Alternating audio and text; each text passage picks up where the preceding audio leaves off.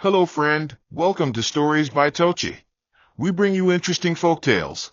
Please don't forget to hit the like button, please share, and don't forget to subscribe to my YouTube channel. Thank you for doing so. Now let's get into the story. Pearl had always believed in love, the kind that swept you off your feet, made you breathless with excitement, and promised you forever. And when she met Joe, she thought she had finally found it. He was charming, thoughtful, and attentive. Their dates felt like scenes from a romance novel, picnics under the sun, long walks by the beach, and deep conversations about their future.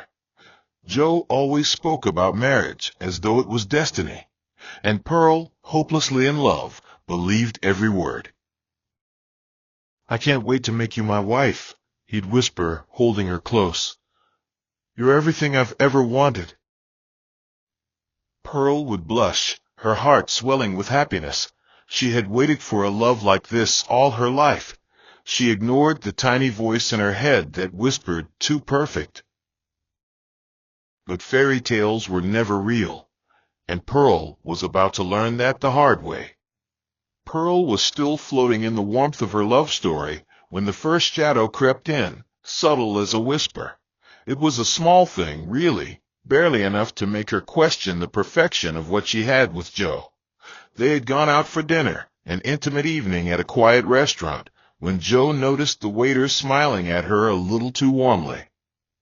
His fingers, wrapped around her hand just moments ago in a loving embrace, suddenly tensed.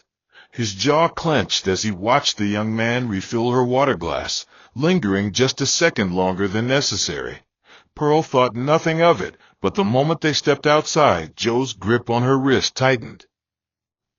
"Do you like it when men flirt with you?" he asked, his voice eerily calm, but his fingers pressing hard against her skin. Pearl laughed nervously, trying to brush it off as a joke. But Joe wasn't smiling. His dark eyes bore into hers, searching for something, some confirmation of a crime she hadn't committed. She assured him it was nothing, that she hadn't even noticed the waiter, and only then did his expression soften. That night he held her close, whispering apologies, blaming his jealousy on how much he loved her. "I just don't want to lose you," he murmured. Pearl kissed his forehead, telling herself it was sweet, that a little jealousy was a sign of love. But a seed of unease had been planted, small and almost imperceptible, yet undeniably there. As the weeks passed, that seed began to grow, sprouting through the cracks in their perfect love story. Joe started noticing everything: how long she took to respond to his messages, how she laughed a little too loudly at another man's joke, how she dressed when she went out without him. His love, once warm and all-encompassing, began to feel like a noose tightening around her throat. His temper flared at the smallest things: a delay in answering the phone, a moment of absent-mindedness when he was talking. One evening, when she forgot to call him after getting home from work, he showed up at her apartment unannounced. His face was tight with anger, his voice low and controlled, but his words cut like knives. "Are you hiding something from me?" he asked, scanning her living room as if expecting to find someone else there. Pearl felt her stomach twist, the first true pang of fear creeping into her chest. She assured him that she had simply been tired, had meant to call, but fell asleep. Joe exhaled sharply, then pulled her into his arms, his embrace almost suffocating. "I can't stand the thought of losing you," he whispered, and for the first time, Pearl wondered if his love was a beautiful prison, one she had walked into willingly, unaware that the door had locked behind her. Then came the night everything changed. They were arguing over something trivial, whether she had smiled at the cashier at the grocery store. Pearl, exhausted from the constant scrutiny, laughed in frustration. That was her mistake. Joe's expression darkened instantly, his face twisting into something unrecognizable. Before she could react, his hand struck her cheek with a force that sent her stumbling back. For a moment, the world stopped. The sting on her skin burned hot, her breath caught in her throat. Joe's chest rose and fell rapidly as if he too was shocked by what he had done. Silence stretched between them like a chasm. Then, as suddenly as his anger had erupted, it vanished. His face crumbled, his hands reaching for her, voice thick with remorse. "Baby, I didn't mean it," he pleaded. "I don't know what came over me." Tears glistened in his eyes, and despite the pain blooming across her face, Pearl found herself comforting him. He kissed her bruised skin, whispering promises that it would never happen again. And Pearl, desperate to believe in the love story she had clung to, convinced herself it was true. But as she lay awake that night, staring at the ceiling, she couldn't shake the feeling that something had shifted. The cracks in the glass were no longer invisible. They were spreading, and Pearl had no idea how to stop them. The wedding was supposed to be the happiest day of Pearl's life, a culmination of all the love and promises she had dreamed of since she was a little girl. She had spent months planning every detail: the perfect dress, the flowers that matched the delicate shades of sunrise, the soft music that would play as she walked down the aisle. And when she looked at Joe standing at the altar, she wanted to believe she was marrying the man she had first fallen in love with, not the man who sometimes scared her. She told herself that his jealousy, his temper, even the time he had struck her, all of it was behind them now. Joe had been nothing but gentle since that night, smothering her with affection, drowning her in apologies. "Marriage will change things," he had said, kissing her forehead. "It will make us stronger." She wanted so desperately to believe him that she ignored the hesitation tightening in her chest as she said, "I do." The guests clapped, the cameras flashed, and as Joe slipped the ring onto her finger, Pearl told herself that love, true love, was about forgiveness. But even as she smiled for the pictures, a chill crawled down her spine when she saw the way his fingers tightened possessively around hers, a silent warning that she belonged to him now. The honeymoon was brief, a few stolen days at a quiet beach resort, but even there, something felt different. At first, Joe was the man she had always hoped he would be, sweet, attentive, showering her with love as though the past had been erased. But the shift came quickly, subtle yet suffocating. On their second night, Pearl had gone to the hotel bar while Joe was in the shower, wanting to surprise him with his favorite drink. She had barely exchanged a polite thank you with the bartender when she heard Joe's voice, low and simmering with quiet rage, right behind her. "What are you doing?" he asked, his fingers gripping her wrist just a little too tightly. Confused, Pearl explained, but Joe's expression didn't soften. He took the drink from her hands, downed it in one gulp, then led her back to their room without another word. The air between them was thick with tension, an invisible weight pressing down on her chest. That night, when he held her in bed, his arms felt more like chains than comfort. And when they returned home, Joe was different, his patience thinner, his words sharper, his presence heavier. The small freedoms she once took for granted were suddenly questioned. "Where are you going?" he would ask, even if she was just stepping out for groceries. "Who were you talking to?" he demanded when she answered a call. She told herself it was because he loved her, because marriage made people more protective. But deep down, she knew better. Then, the pregnancy. The moment Pearl saw the 2 pink lines on the test, she felt an overwhelming wave of emotion: joy, fear, hope, uncertainty. She had always wanted to be a mother, had dreamed of cradling a child of her own. And for a moment, she thought this would change everything. When she told Joe, his reaction was a mixture of pride and possessiveness. He held her tightly, whispering about how this baby would make them a real family. But his protectiveness turned into something darker. He controlled everything: what she ate, where she went, who she spoke to. At first, she thought it was sweet, that he was just being cautious.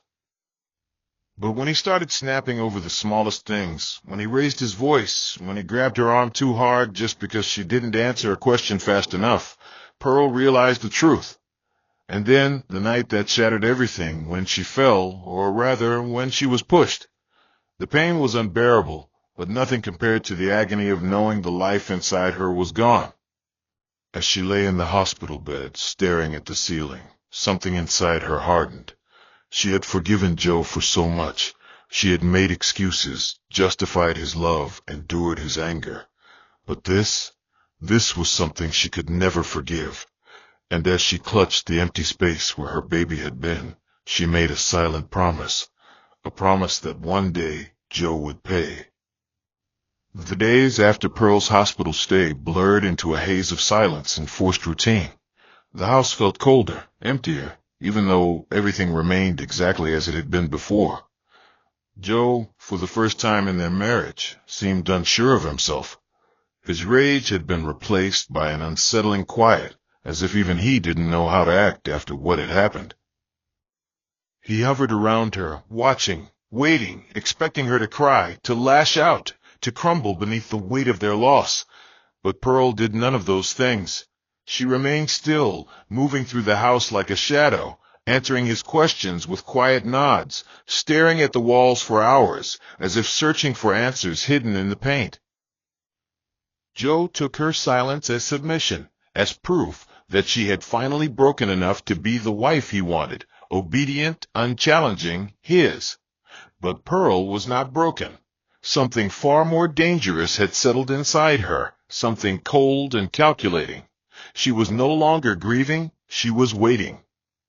And when she finally stepped out of the house alone for the first time in weeks, she knew exactly what she was looking for, even if she hadn't yet found it.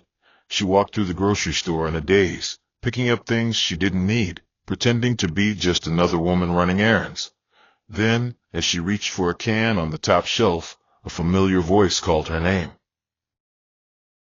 She turned sharply, her pulse spiking, only to find herself staring into a face she hadn't seen in years. Promise. The past rushed back in an instant, childhood memories of stolen laughter, teenage secrets shared under moonlit skies, the sisterhood they had once sworn would never fade.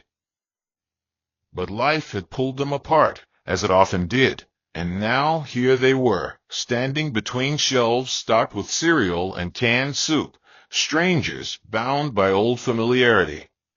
Pearl, Promise breathed, her eyes scanning her with quiet concern. It's been so long. Pearl nodded, suddenly unable to find her voice. She hadn't realized how much she missed having someone look at her like this, like she was still a person and not just a possession. They exchanged pleasantries, though Promise's gaze remained sharp, searching, and when she tilted her head and asked, "Are you okay?" Pearl almost broke. The weight in her chest, the months of suffering, the bruises both seen and unseen, it all threatened to spill out. But she swallowed it back, forcing a smile. "I'm fine, Shalit." Promise didn't believe her. "Give me your number," she insisted, already pulling out her phone. "Let's meet up. Talk." Pearl hesitated, glancing over her shoulder as if Joe might appear out of thin air.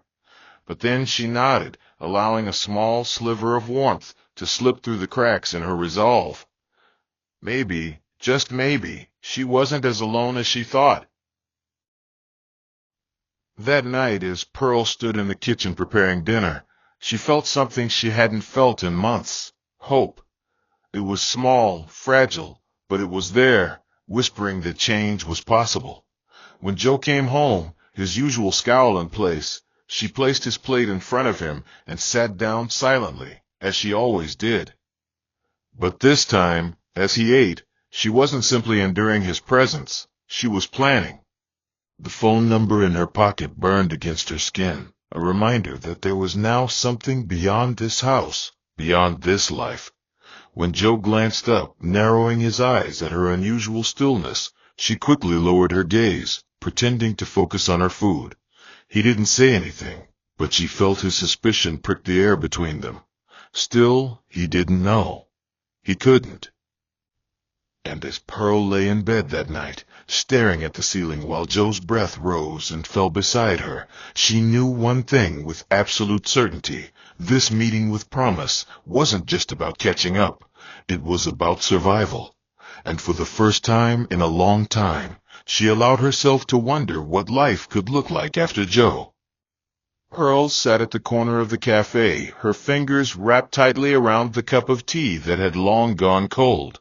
The place was quiet, except for the occasional clatter of spoons against porcelain and the low hum of conversation drifting from nearby tables. She had arrived early, her nerves making it impossible to sit still at home under Joe's watchful eyes. Every second she spent outside felt like stolen time, and she kept glancing toward the door, half expecting him to appear, to drag her back before she could take even the smallest step toward freedom. But when the bell above the entrance finally chimed and Promise walked in, a wave of calm settled over her. Unlike Pearl, who had learned to shrink into herself over the years, Promise carried herself with the same quiet confidence she had always possessed. She was dressed in a simple blouse and jeans, but there was something about the way she moved, assured, unshaken, that made Pearl feel small in comparison. "You came," Promise said with a warm smile as she slid into the seat across from her. Pearl nodded, her throat tight. She wanted to pour everything out at once, to tell her friend every terrible thing she had been holding inside. But the words felt stuck, lodged beneath layers of fear and shame. Instead, she looked down at the table, tracing the rim of her cup with trembling fingers. "It's Joe," she finally whispered. He hurts me, Promise." The words felt foreign on her tongue, as if speaking them out loud made them more real. Promise didn't flinch, didn't react with the shock Pearl had expected. Instead, she leaned in slightly, her expression unreadable. "How bad is it?" she asked, her voice quiet but firm. Pearl swallowed hard, her mind flashing through memories she had spent years trying to suppress. The bruises, the broken things, the nights spent curled up on the bathroom floor, trying to muffle her sobs so Joe wouldn't hear. She didn't need to answer. Promise seemed to understand. A long silence stretched between them before Promise finally spoke again, her tone unreadable. "You can't keep living like this," she said. "You know that, right?" Pearl nodded weakly, but what choice did she have? She had tried everything, being the perfect wife, avoiding arguments, making herself as small as possible. Nothing had worked. Joe would never let her go, and if she ran, he would find her.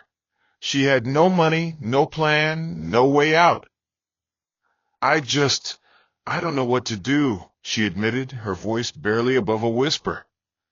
Promise studied her for a moment, then exhaled slowly. "There is a way," she said. The way she said it made Pearl's skin prickle. "A way to make sure he never lays a hand on you again." The words hung between them like a loaded gun. Pearl stared at her friend, her mind racing. "What are you saying?" she asked hesitantly. Promise's eyes darkened. "I'm saying you don't have to live in fear anymore," she said. "There's something you can do. Something permanent." The weight of what Promise was suggesting settled heavily on Pearl's chest, making it difficult to breathe. She should have been horrified, should have pushed away from the table and left without another word. But she didn't, because deep down, beneath the fear and the guilt, there was something else, relief. The idea of a life without Joe, without the constant dread of his presence, was intoxicating. "It wouldn't be traced back to you," Promise continued, her voice calm and measured. "A small amount of a certain substance mixed into his food over time. It won't look suspicious. His body will start shutting down gradually, and no one will question it. He'll just get sicker and sicker until one day," she let the sentence hang unfinished. Pearl felt like she was floating outside her own body, watching this conversation unfold as if it were happening to someone else. This wasn't who she was. She had never hurt anyone in her life. But then she thought of the baby she had lost. The pain, the blood, the way Joe had barely looked at her when the doctor gave them the news. She thought of all the nights she had prayed for an escape, for something, anything, to make it stop. And when she met Promise's eyes again, she realized she had already made her decision. "Tell me what to do," she whispered. And just like that, Pearl's fate was sealed. The first night Pearl mixed the substance into Joe's food, Her hands shook so badly, she almost spilled the entire meal onto the kitchen floor. The powder was fine, nearly weightless, disappearing seamlessly into the thick stew she had prepared. It had no color, no scent, nothing to give away what she was about to do. As she stirred, her heart pounded so violently she thought Joe might hear it the moment he walked through the door. But when he finally entered, dropping his keys on the table with the same careless arrogance he always carried, he didn't suspect a thing. "Smells good," he muttered, sliding into his seat, unaware of the storm brewing right in front of him. Pearl forced herself to move normally, placing the bowl in front of him, keeping her face neutral. Her stomach twisted as she watched him take the first bite. Would he notice? Would he suddenly stop, eyes narrowing as he tasted something off? But he didn't. He chewed, swallowed, and kept eating, completely unaware that the first step of his demise had just begun. Pearl sat across from him, her own food untouched, her pulse hammering in her ears. She waited for something, anything, to happen. But of course, nothing did. It would take time. That's what Promise had told her. Small doses, gradual deterioration. A sickness no one would question. And for the first time, as Joe wiped his mouth and pushed his empty bowl aside, Pearl felt something new bloom inside her. Control. Days passed, then weeks, and Pearl played her role flawlessly. She was the dutiful wife, the quiet, obedient woman Joe believed he had broken. She cooked, she cleaned, she smiled at the right moments.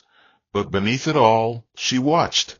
She studied him closely, memorizing every detail, searching for the first signs of change. It started subtly, little things most people wouldn't notice.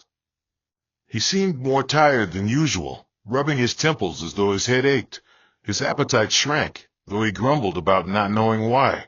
Some nights he'd wake up drenched in sweat, muttering curses as he threw off the sheets, his body betraying him in ways he didn't understand.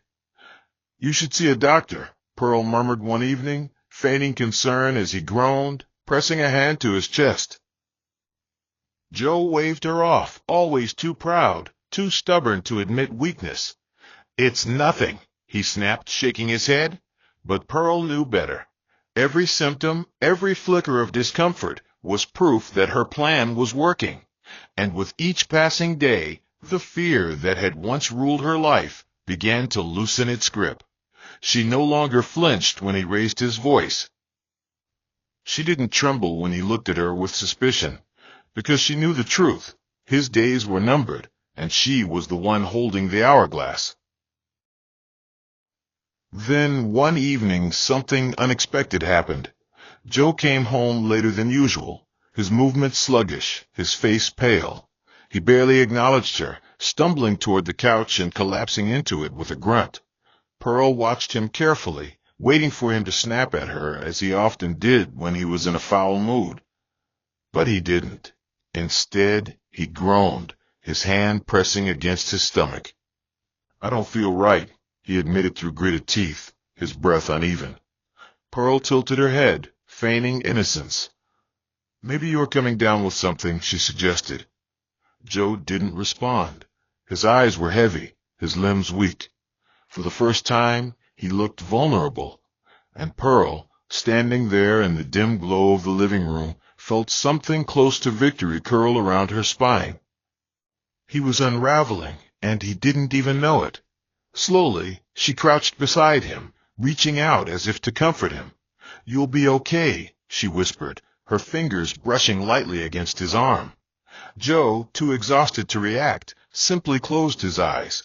And as he drifted into uneasy sleep, Pearl rose to her feet, standing over him like a shadow.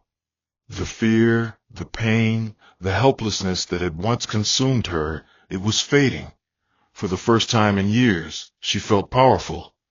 And she knew, without a doubt, that soon she would be free. The days stretched into a quiet, almost eerie routine, each one chipping away at Joe's strength, while Pearl remained steady, watching, waiting. His decline was slow, just as Promise had said it would be, but it was there, unmistakable. undeniable. He woke up later than usual, dragging himself out of bed as though his limbs had turned to lead. His once commanding voice, the one that used to thunder through the house with threats and rage, had lost its sharpness, replaced by something sluggish, almost weak. His appetite dwindled further, and food, once his greatest indulgence, became a source of discomfort. Some nights Pearl would hear him groaning softly in his sleep, shifting restlessly, caught between wakefulness and fevered dreams. At the breakfast table, he would rub his temples as though the mere act of sitting upright exhausted him. "Something's not right," he muttered one morning, staring into his untouched plate, his brow furrowed. "I feel off." Pearl tilted her head, feigning concern. "Maybe stress?" she offered, her voice laced with gentle sympathy. "Work has been hard on you." Joe exhaled heavily, nodding as if that explanation made sense, too tired to argue. It was almost too easy. He had spent so many years believing himself untouchable, so convinced of his dominance over her, that he never even considered the possibility that his own wife could be his undoing. But even as his body betrayed him, Joe's paranoia grew. He was never a man who trusted easily, but now, in his weakened state, suspicion began to cling to him like a second skin. He would watch Pearl from the corner of his eye when he thought she wasn't looking, studying her with quiet intensity. One evening, as she set his dinner in front of him, he hesitated before taking the first bite. "Have you been putting something different in my food?" he asked, his voice hoarse. Pearl's hand stilled just for a fraction of a second, so brief, so imperceptible that only someone as paranoid as Joe would have caught it. But he did. His eyes narrowed, dark and searching. A slow, careful smile spread across Pearl's lips, her head tilting slightly in mock confusion. "Why would I do that?" she asked softly, leaning against the counter, meeting his gaze without a flicker of fear. Joe didn't respond immediately, but he didn't eat either. Instead, he pushed his plate aside, rising unsteadily to his feet. "Not hungry," he muttered, though the way he clenched his fists told her something had shifted. He was growing wary, sensing the trap closing in around him, but it was already too late. The poison was inside him, working its way through his veins, unspooling him from the inside out. Whether he ate tonight or not didn't matter. The damage had already begun. Then, one night, it happened. Pearl was lying awake, staring at the ceiling, listening to the rhythmic sound of Joe's breathing beside her. But something was different. The breaths were uneven, ragged, as though his lungs were struggling against an unseen weight. The sheets rustled as he shifted, and then a sharp gasp. Pearl turned her head slowly, her pulse steady, as she watched him sit up abruptly, his hand clutching his chest. His face was drenched in sweat, his skin pallid under the dim light filtering through the window. "Pearl," he choked out, his voice barely above a whisper, raw with something he had never allowed himself to feel before, fear. He tried to stand, but his legs buckled beneath him, sending him crashing onto the floor with a dull thud. Pearl sat up, watching as he writhed, his breathing growing more labored, his body betraying him in real time. He reached out, his fingers trembling as they brushed against her ankle, a desperate, silent plea. But Pearl didn't move. She simply sat there, watching the man who had once made her feel so powerless now lying at her feet, helpless. For a brief moment, she felt something almost like pity, not for the man Joe had been, but for the pathetic, broken thing he had become. And then, just as quickly, the feeling vanished. She leaned forward, her voice calm, steady. "You should have been kinder to me," she whispered. And as Joe's panicked, glassy eyes met hers, Pearl smiled, because for the first time in her life, she wasn't afraid. The weight of the moment settled over Pearl like a thick, suffocating fog, but it did not crush her. It empowered her. She sat perfectly still as Joe clutched at his chest, his breaths ragged and uneven, his body trembling with an unfamiliar frailty. The man who once loomed over her, who had towered with cruel authority, now lay at her feet, reduced to a gasping, sweating mess. It was almost poetic. Yet, despite the months of planning, despite the countless nights she had imagined this moment, a strange hollowness filled her chest. She had expected to feel triumphant, to bask in the sweet satisfaction of his suffering. But as she watched him struggle, something unexpected flickered in the depths of her mind. Hesitation. Was this what she had become? A woman who sat idly by, watching a life slip away without lifting a finger? She shook the thought away, gripping the sheets beneath her with white-knuckled fists. No, this wasn't hesitation. This was justice. Justice for every bruise, every whispered apology she had forced herself to believe. Justice for the baby she never got to hold, for the years she had lost to his cruelty. Joe's fingers scrabbled against the floor, his body twisting as he fought to regain control, but control had long since abandoned him. The poison had done its work, weakening him piece by piece, stripping away the power he had wielded over her for so long. His lips parted, forming words that never fully materialized, his voice barely more than a hoarse rasp. Was he trying to beg? Apologize? Accuse? It didn't matter anymore. Pearl stood slowly, her movements measured, deliberate. She loomed over him now, their positions reversed in a way neither of them could have imagined. "You always thought you were untouchable," she murmured, more to herself than to him. "You thought I'd always be the scared little wife, too afraid to fight back." Joe's eyes, hazy and desperate, flickered with something she had never seen in them before. Pure, unfiltered fear. It was almost ironic. The man who had built himself on the suffering of others, the man who had taken pleasure in her pain, was now the one pleading silently for mercy. Pearl crouched beside him, close enough to see the sweat glistening on his forehead, close enough to hear the wheezing struggle of his breaths, and in that moment she made a choice. She reached out, not to help, but to watch his reaction. He flinched, the same way she had flinched all those years when he raised his hand to her.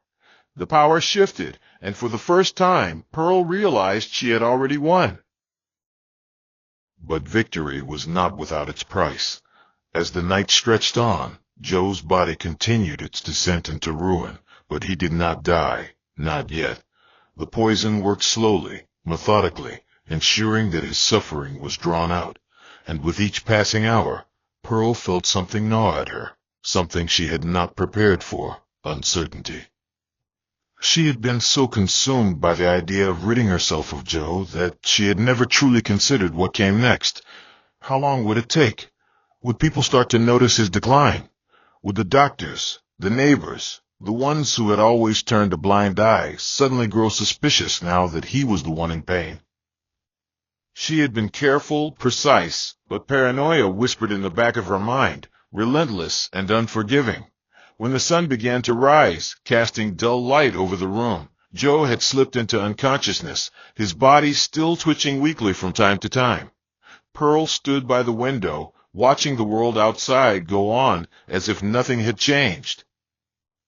She exhaled slowly, pressing a hand to her stomach, a habit she had never quite shaken since losing the baby.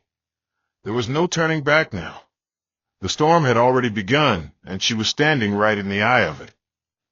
The morning after Joe collapsed, Pearl moved through the house with an eerie sense of calm, though her mind churned beneath the surface. The air inside felt thick, suffocating, as though the walls themselves were holding their breath, waiting for what came next. Joe still lay on the floor where he had fallen, his breathing shallow, his skin clammy with sweat.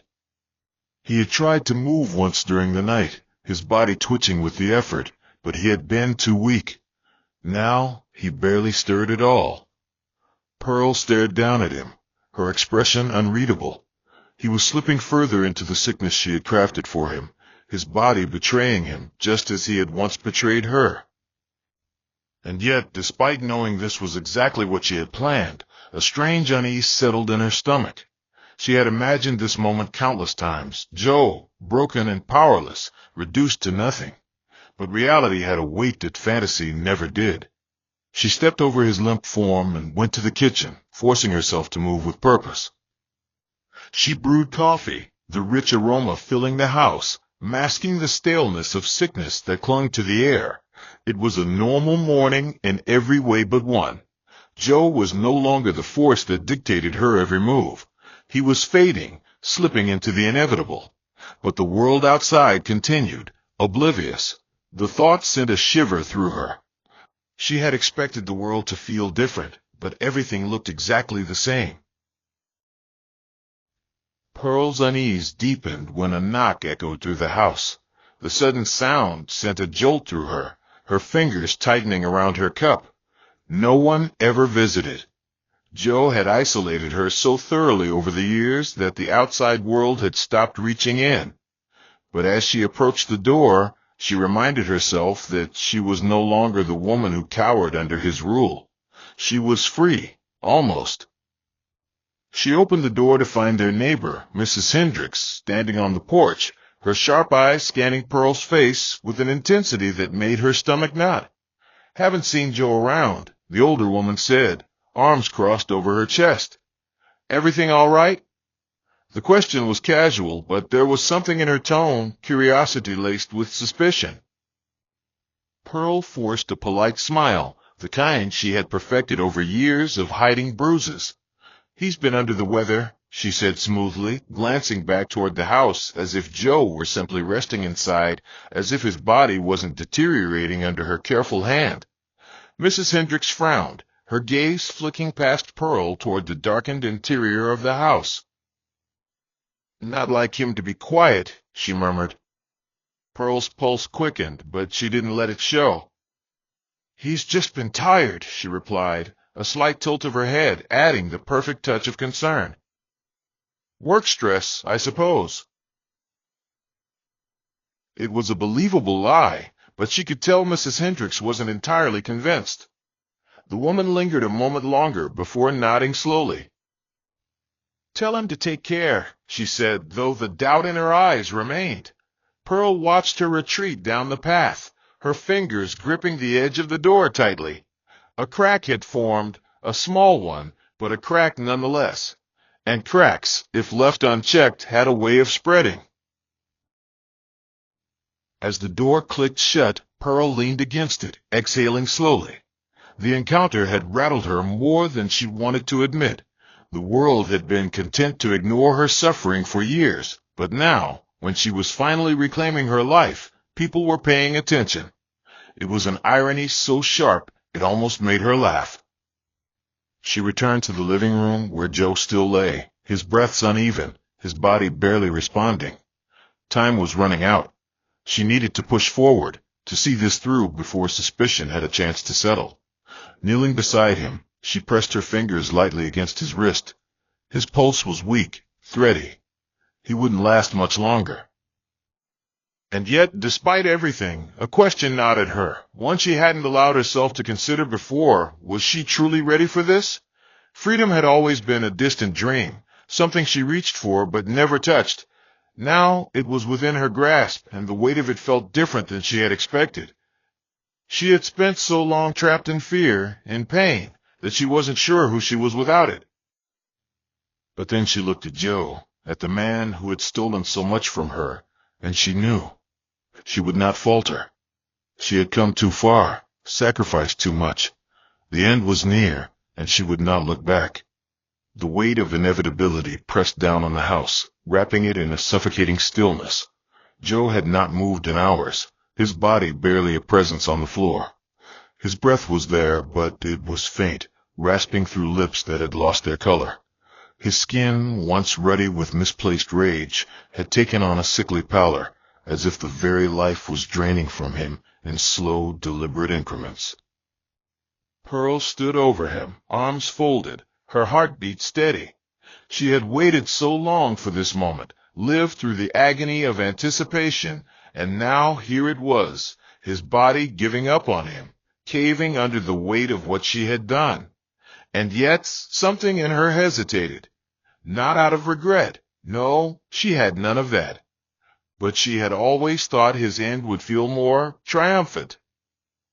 She had imagined a rush of relief so strong it would nearly lift her off her feet, but all she felt was an eerie sense of finality, as if she had been walking toward a locked door for years, and now, at last, she held the key.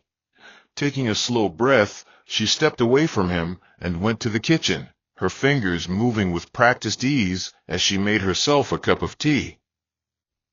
A habit she had abandoned long ago. Joe had always hated the smell, but now, as the soft aroma curled through the air, she savored it, wrapping her hands around the warmth, grounding herself in the reality that she was almost free. It was then, in the fragile quiet, that Joe stirred. A weak, pitiful sound left his lips, barely a groan, more like a whisper of pain. Pearl turned her head slightly, watching as his eyelids fluttered open. His eyes, once burning with cruel authority, now held only confusion, fear. He tried to move, but his limbs betrayed him, refusing to obey. His breath hitched, shallow and strained, and when he spoke, his voice was so hoarse it barely carried through the room. "Pearl," he croaked, his fingers twitching against the floor. It wasn't a demand. It wasn't anger. It was something closer to desperation. She let the silence stretch, tilting her head as if contemplating his very existence. For years, he had called her name in shouts and barks of control and threats wrapped in sharp-edged syllables, but never like this, never with uncertainty, never with weakness. And that was when she knew, he understood. He didn't know how, didn't know when it had begun, but he knew that something had been done to him, that she had done it, and he was afraid. A slow, deliberate smile curled at Pearl's lips. "You should rest," she said softly, her voice almost gentle. "You don't look well." His breathing hitched, his body shivering, as though the very core of him was failing. And maybe it was. He had always been made of iron, of stone, of unyielding brutality. But even the strongest things crumbled when their foundations were rotted. And Pearl had made sure to rot his, piece by piece, until nothing was left but this, a shell of a man, powerless in the face of the woman he had tried to break. But just as she turned away, just as she let herself imagine a future without him, something happened that she did not expect. Joe's fingers twitched again, more forcefully this time, gripping the leg of the table beside him. His breath, weak and ragged, suddenly grew more labored, his throat working as if he were forcing his body to obey him one last time. And then he laughed. It was a terrible sound, brittle and dry, but it was unmistakable. Pearl froze, her body stiffening, her heartbeat skipping once before regaining its pace. Slowly, she turned back to him, her eyes narrowing as she studied his face. He was smiling, a weak, pained thing, but a smile nonetheless. "You really thought you'd win?" he rasped, his lips barely parting as he spoke. Pearl didn't respond. The air between them thickened, the quiet hum of the house stretching into something suffocating. Joe coughed, his entire body trembling with the effort, but the amusement in his eyes did not fade. "People see me," he whispered, his gaze locking onto hers. "They expect me." His meaning was clear. If he disappeared, people would notice. And if they noticed, they would ask questions. Pearl's fingers curled into fists at her sides, but she did not let the moment shake her. Instead, she stepped forward, crouching beside him, her expression unreadable. "Let them ask," she murmured, her voice steady. "I'll have all the answers." Joe's smile wavered, just slightly, as doubt flickered across his face. And in that moment Pearl knew the real power had never been in his fists, in his voice, in his presence. The real power had been in fear, and fear only ruled for as long as it was allowed to exist. As Joe's breathing grew more ragged, Pearl reached for her tea, lifting it to her lips. The past was behind her now. The future was hers. And when Joe's eyes finally slid shut, his body going still, she did not mourn. She only smiled. Hope you enjoyed this interesting story. Please don't forget to like, share, and subscribe to my channel. See you again in my next story.